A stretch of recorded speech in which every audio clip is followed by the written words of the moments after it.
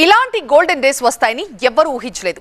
మగవలతో పాటు మార్కెట్ కూడా ఎక్స్పెక్ట్ చేయలేదు. అసలు బంగారంపై సుంకం తగ్గించడం, అందులోనూ పసిడి ధరలు భారీగా తగ్గేట్లు నిర్ణయం తీసుకోవడం చిన్న విషయమేం కాదు. కస్టమ్స్ డ్యూటీ తగ్గిస్తే కేంద్రానికే భారం. అయినా సరే నిర్ణయం తీసుకుంది కేంద్రం. ఎందుకని ఇంత సాహసం? జనంతో బంగారం కొనిపించాలనే టార్గెట్ వెనుక అసలు కారణాలేంటి? తరుణికి ఈ తరుణం మళ్లీ రాధిక. కొండ దిగుతోన్న కనకం ఇప్పుడు తగ్గింది కొంతే, మున్ముందు మరింత తగ్గుదల. బంగారం ధర తగ్గుతోందట వదినా, ఈ ఒక్క మాట చాలు మగువుల మోము మెరిసిపోవడానికి. అసలు ఆనందం వెలకట్టలేంది. ఇంటాయన జేబుకు చిల్లుపడ్డం తర్వాత సంగతి. ముందైతే కొనేద్దాం అనే అనుకుంటారు. తరుగుటయే ఎరుంగని అన్నట్టు పెరగడమే తప్ప తగ్గడం అన్నదే తనకు తెలియదన్నట్టుగా పెరుగుతూ పోతోంది పసిడి. 10 గ్రాముల బంగారం 30,000 దాటిన తర్వాత యమ్మ స్పీడ్ అందుకుంది. చూస్తుండగానే 50,000 దాటేసింది. త్వరపడి పట్టుకునేలోపే 75,000కు పెరిగి కూర్చుంది. ఇంకే ఉంది, కనకం హొయలు లకారానికి పోయినా ఆశ్చర్యం లేదన్నట్టుగా మెంటల్ గా ఫిక్స్ చేస్తూ వెళ్లిపోతోంది. సరిగ్గా అలాంటి సమయంలో పుత్తడి బొమ్మను కిందకు దింపి మధ్యతరగతి చేతికి అందించారు నిర్మలమ్మ.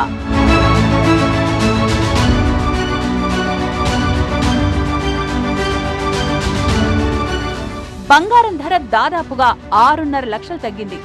ఆశ్చర్యంగా ఉంది కదా. కిలో బంగారం ధర 6,20,000 తగ్గింది. కారణం బడ్జెట్లో బంగారంపై బేసిక్ కస్టమ్స్ డ్యూటీ తగ్గించడమే. ఇన్నాళ్లు పసిడిపై సుంకం భారం 15% ఉండేది. దీన్ని 6%కి తగ్గించారు. అలా తగ్గించారో లేదో 10 గ్రాముల బంగారం ధర రమారమి 4,000 రూపాయలు తగ్గింది. ఓ 4,000 అనుకోకండి, ఇది ఇంకాస్త తగ్గుతుందని నిపుణులు చెప్తున్నారు. ఎలా తగ్గుతుందో చెప్పి కన్ఫ్యూజ్ చేయడం కంటే సింపుల్ గా అర్థమయ్యేలా చెప్పుకోవాలంటే, బంగారు నగలు కొనుక్కునే సమయానికి ఇప్పుడున్న రేటు కంటే ఏకంగా 9% ధర తగ్గబోతోంది. 1,00,000 పెట్టి నగ కొనాలనుకుంటే అది అటు ఇటుగా 90,000కే దక్కుతుంది. సో బంగారు ఆభరణాల ధరలు బాగా తగ్గుతాయంటున్నారు గోల్డ్ షాప్ ఓనర్లు.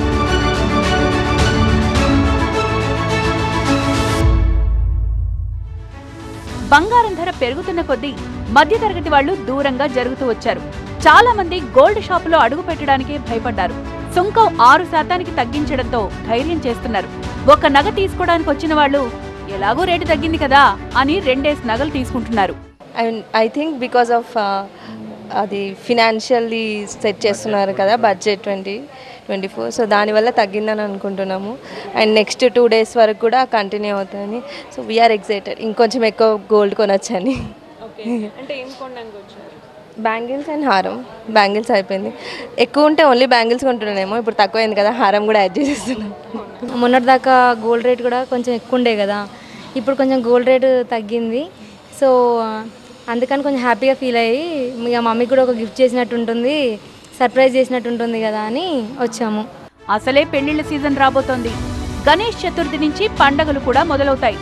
సో రానున్న రోజుల్లో బంగారం వ్యాపారం 30% పెరుగుతుందని బులియన్ మార్కెట్ అంచనా వేస్తోంది. మంచి పరిణామంగా తీసుకోవచ్చు. ఎందుకంటే గత 6 నెలల నుంచి వ్యాపారస్తులంతా కూడా అండ్ కస్టమర్స్ కూడా చాలా మందసకంగా నడుస్తున్న బిజినెస్. ఇప్పుడు మనం చూసుకున్నట్టే ఈ పాజిటివ్ వైబ్రేషన్ని మనం చూసుకున్నట్టయితే మళ్ళీ పూర్వ వైభవాన్ని మనం చూడొచ్చు. అండ్ ఇంకా దాదాపుగా 30% బిజినెస్ కూడా పెరిగే వచ్చే అవకాశాలు ఉన్నాయి. నిజంగా బంగారం లాంటి అవకాశం ఇది. ఎప్పుడో 5 ఏళ్ల క్రితం ఇలాంటి తగ్గింపు చూసాం. అది కూడా 3 నాళ్ల ముచ్చటే అయింది. వెంటనే ట్యాక్స్ పెంచారు. ఇన్నాళ్ల తర్వాత కస్టమ్స్ డ్యూటీ తగ్గించారు. సో ఇలా 4,000 వరకు బంగారం ధర తగ్గడం అనేది ఈ మధ్యకాలంలో ఎన్నడూ చూడలేదు. ఏంటంటే ఇప్పుడు మనం బంగారం అనేది ఈ స్మగ్లింగ్ గోల్డ్ని కట్టడి చేయడానికి ఈ కస్టమ్స్ డ్యూటీ అనేది తగ్గించడం జరిగింది. ఎందుకంటే ఎగ్జాంపుల్ ఇప్పుడు మనం దుబాయ్లో చూసుకున్నట్టయితే ఇక్కడికి కస్టమ్స్ డ్యూటీ దాదాపు 7,000 రూపాయలు మనకు వేరియేషన్లో ఉంది.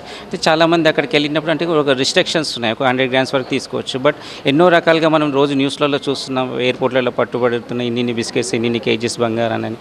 అయితే ఆ వ్యాపారానికి చెక్ పెట్టడానికి ఒక రకంగా కస్టమర్స్కి కూడా ఎంకరేజ్మెంట్ చేయడానికి భారతీయులు కూడా ఒక ఎంకరేజ్ చేయడానికి గురించి ఇవన్నిటిని దృష్టిలో పెట్టుకుని ఒక మంచి నిర్ణయం తీసుకుందని మనం చెప్పొచ్చు. దీన్ని అప్రిషియేట్ చేయొచ్చు అండి. ఇంతకీ బంగారంపై 15% ఉన్న సుంకాన్ని 6%కి ఎందుకు తగ్గించారు? ట్యాక్స్ తగ్గించుంటే కస్టమర్లకు పెద్దగా బెనిఫిట్ ఉండేది కాదేమో. కస్టమ్స్ డ్యూటీ తగ్గించడం వల్ల ఆ భారాన్ని కేంద్రమే మోయాల్సి వస్తుంది. అయినా సరే ఎందుకని ఏకంగా 9% సుంకం తగ్గించినట్టు కేంద్ర ప్రభుత్వం చెప్తున్న సమాధానం అయితే స్మగ్లింగ్ ను అరికట్టడానికి అని.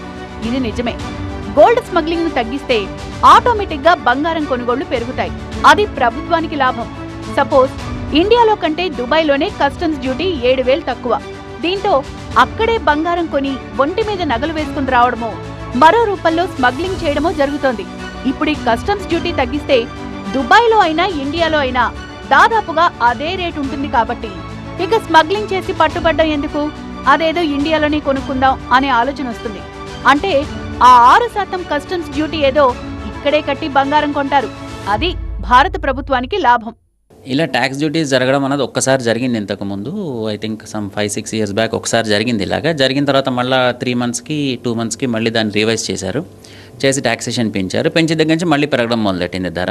ఇప్పుడు మళ్ళీ తగ్గించారు. 50% ట్యాక్సేషన్ తగ్గించారు కాబట్టి ఇప్పుడు అరౌండ్ 6% ఉంది కస్టమ్స్ డ్యూటీ. సో ఇప్పుడున్న పరిస్థితుల్లో ఇంపోర్ట్ చేసుకునే వాళ్ళకందరికీ కూడా ట్యాక్స్ తక్కువ పడుతుంది కాబట్టి ఆ బెనిఫిట్ కస్టమర్స్కి ఇస్తున్నారు. ఇది మళ్ళీ రేపు పొద్దున గవర్నమెంట్ ఏమైనా డెసిషన్ తీసుకొని పెంచితే మళ్ళీ టు దట్ ఎక్స్టెంట్ ఏదైతే ట్యాక్సేషన్ ఉందో దాన్ని ఏమంటారు ఆ భారం అంతా కూడా మళ్ళీ మనం కస్టమర్స్ మీద వేయాల్సి ఉంటుంది. బంగారంపై సుంకం తగ్గించడానికి ఇక్కడ మరో రీజన్ కూడా ఉంది. కరోనా తర్వాత జనం డబ్బులు దాచుకోవడానికే ప్రాధాన్యత ఇచ్చారు. ఎక్కువగా ఖర్చు పెట్టడం లేదు. ఏ దేశ ఆర్థిక వ్యవస్థకైనా సరే కొనుగోళ్ల శక్తి ఉన్నప్పుడే ఆ దేశం ముందుకు వెళ్తుంది. జనంతో ఖర్చు పెట్టించినప్పుడే ఆర్థిక వ్యవస్థ బలంగా ఉంటుంది. ఇప్పటికిప్పుడు ఫ్రిడ్జ్ కొనుక్కోండి, ఏసీ కొనుక్కోండి అని రేట్లు తగ్గిస్తే ఎవరూ కొనరు. బంగారం రేట్లు తగ్గుతాయని చెప్పండి, 10,000 25,000 ఎంతో కొంత బంగారం వస్తుంది కదా అని కొనేస్తారంతే. మన దేశంలో బంగారం అంత సెంటిమెంట్ వస్తువు మరేదీ లేదు. సో గల్లా పెట్టెల్లో పోపుల డబ్బుల్లో దాచుకునే డబ్బంతా మార్కెట్లోకి వచ్చేస్తుంది. అలా మార్కెట్లోకి డబ్బు రావడం, ప్రజల కొనుగోలు శక్తి పెరగడం వల్ల ఇండియన్ ఎకానమీ కూడా పెరుగుతుంది. ఇండియాలో ఉత్పత్తి అయ్యే బంగారం చాలా చాలా తక్కువ. అందుకే విదేశాల నుంచి బంగారం దిగుమతి చేసుకుంటుంది భారత్. అయితే బంగారం దిగుమతి చేసుకోవడం కేంద్ర ప్రభుత్వానికి అస్సలు ఇష్టముండదు. ఎందుకంటే విదేశాల నుంచి కొనే బంగారానికి డాలర్లలో చెల్లింపులు చేయాలి. ఉన్న డాలర్లన్నీ బంగారానికి ఖర్చు పెట్టడం దేశ ఆర్థిక వ్యవస్థ కూడా మంచిది కాదు. అయినా సరే ఓ స్టెప్ తీసుకుంది కేంద్రం. సుంకం తగ్గించడం వల్ల డిమాండ్ పెరిగి బంగారం దిగుమతులు పెరుగుతాయన్న విషయం తెలుసు. ఇది తెలిసినా సరే సుంకం తగ్గించింది కేంద్రం. కారణం బంగారు ఆభరణాల ఎగుమతులు పెరుగుతాయన్న ఆశే. ఆశ కాదు, నిజం కూడా. బంగారు ఆభరణాల ఎగుమతుల్లో ఇండియా కూడా టాప్ 3 ప్లేస్లో ఉంది. బంగారు ఆభరణాలు ఎగుమతి చేయడం వల్ల మనకే డాలర్స్ వస్తాయి. పైగా ఇప్పట్లో క్రూడ్ ఆయిల్ భారం పెరిగే అవకాశం కనిపించడం లేదు. రష్యా నుంచి తక్కువ ధరకే క్రూడ్ ఆయిల్ వస్తున్నందున ఫారెక్స్ రిజర్వ్స్ కు వచ్చిన భయమేమీ లేదు. సో గోల్డ్ దిగుమతులు పెరిగినా సరే వచ్చిన ఇబ్బందేం లేదు. ఇవన్నీ ఆలోచించిన కేంద్ర ప్రభుత్వం బంగారంపై సుంకం తగ్గించింది.